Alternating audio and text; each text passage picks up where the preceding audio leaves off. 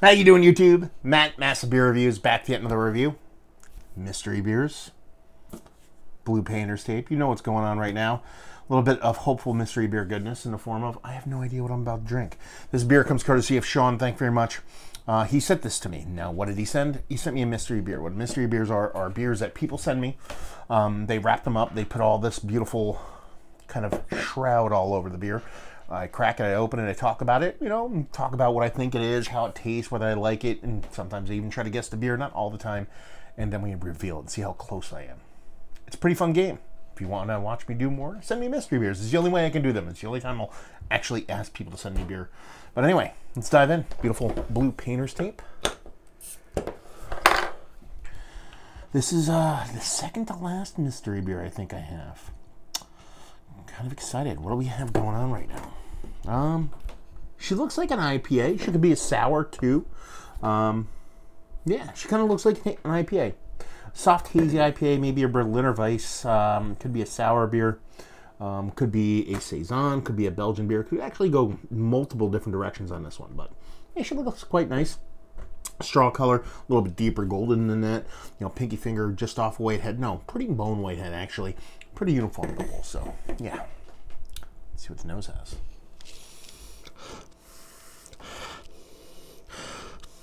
Yeah, it smells like somebody's Saison, somebody's farmhouse ale. Soft, a little bit of straw-like vibes, a little bit of soft funkiness. Not necessarily like a super funky, acidic, or crazy kind of sour beer, but a little bit of soft kind of Saison in the French vein, or maybe American Saison. It doesn't give me a ton of like bubblegum vibes, a little soft pepperiness. Yeah, a little soft pepperiness, a little bit of kind of straw, hay like wheat kind of vibes. It could be an American wheat beer too. Come to think of it, maybe even more of an American wheat beer because I'm not really getting a ton of Saison bits and pieces. Got that soft pepperiness, a little bit of wheatiness. Why wouldn't I call it a wheat beer instead of a Saison? So yeah, I think we're dealing with just a wheat beer here. Let's dive in. Cheers.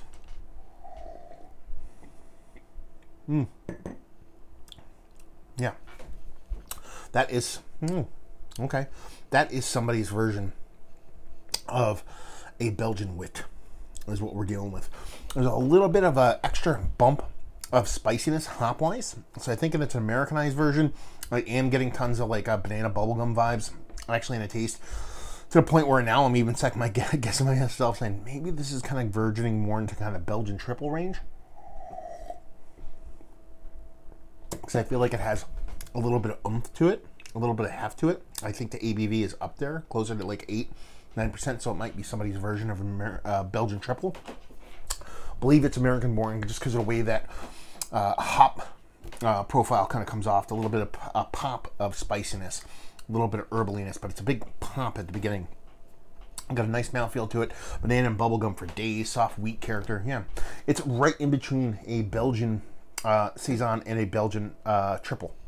I would lean triple on this one just because of how it's showing more and the way the ABV is kind of coming off. A little bit of hotness on the tongue, not necessarily a burn, but you can tell there's an alcohol evaporativeness to it. So yeah, somebody's American version of a triple. Tasty. I like it. I like triples, so it definitely works for me.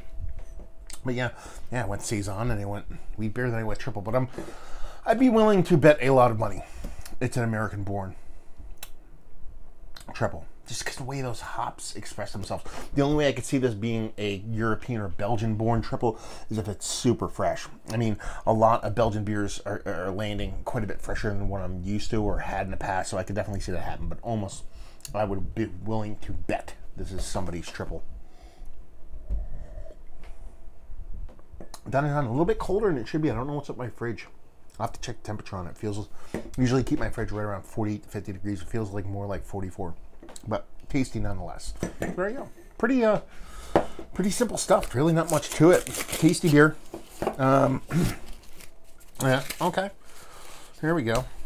Oddly enough, it's New Belgium, who I poop on quite a bit. And it is their triple. So yeah. I'm not the biggest New Belgian fan in the world, but this one is actually quite tasty. I dig it. What it says on here, New Belgian Belgian collection. It's their triple Belgian style pale ale, 8.5%. Fort Collins, Colorado. On the side here it says golden sweet and pleasantly dry Belgian style ale. 48 to 50 degrees, a little bit colder than I would like it to be. And we have, I don't know if there's a bottling date on here.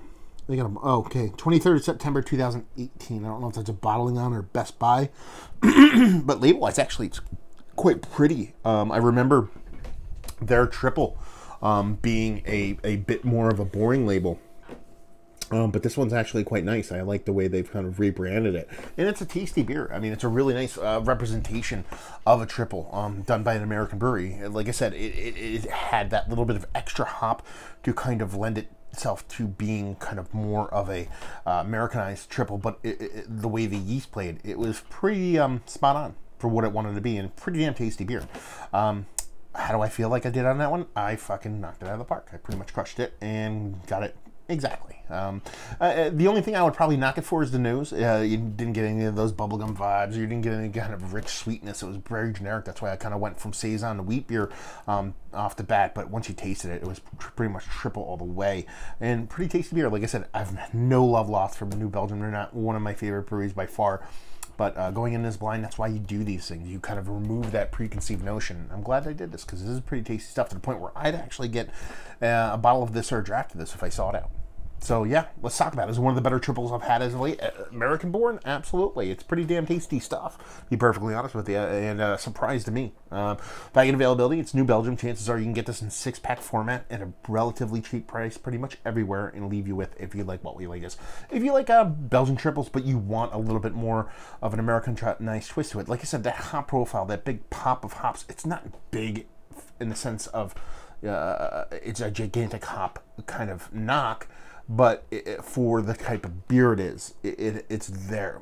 So it gives you a little bit of American with a decent amount of Belgium. So yeah, tasty stuff. That was a fun one, Sean. Thank you very much, brother. So there you go. Another review in the books. Hopefully you guys enjoyed it. Down there if you want to talk about it. Massive Beers if you want to check me out doing the social media stuff. Beer Massive if you want to check me out doing the whole podcasting thing. Hopefully you guys enjoyed the review. Hopefully enjoying a nice little American-born triple right now. And hopefully see you next time. Cheers.